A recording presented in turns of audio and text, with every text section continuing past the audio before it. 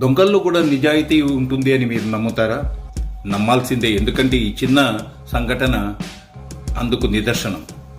అనంతపూర్ పట్టణానికి దగ్గరలో ఉన్న బొక్కరాయ సముద్రం అనే ఊరిలో ముసలమ్మ గుడి అనే ఒక పురాతనమైన గుడి ఉండేది.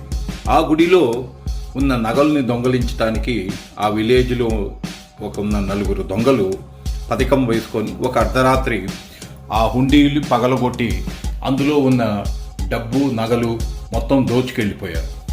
అలా దోచుకెళ్ళిన నగలు డబ్బులు కొంత వాడుకొని ఆ తర్వాత అమ్మ ఆగ్రహానికి గురి అయి అందులో ఉన్న ఒకరిద్దరికి వాళ్ళ పిల్లలు మంచాన పట్టడం, అనారోగ్యం పాలవటం గ్రహించి ఇది అమ్మ శాపం వల్లే జరిగింది అని తెలిసి మొత్తం వృత్తాంతమంతా ఒక లేఖ రూపంలో రాసి తిరిగి ఆ డబ్బుని గుడిలో ఎక్కడైతే దొంగలించారో అక్కడే వదిలేసి క్షమించమని ఒక లేఖలో రాసి వెళ్ళిపోయారు.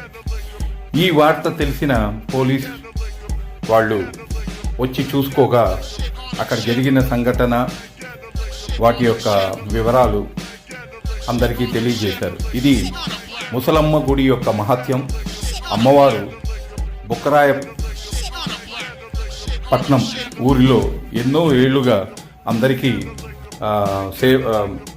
దీవెనలు అందిస్తున్నారు. ఈ వార్త పేపర్లో కూడా వచ్చింది, ఇది మీరు చూడొచ్చు.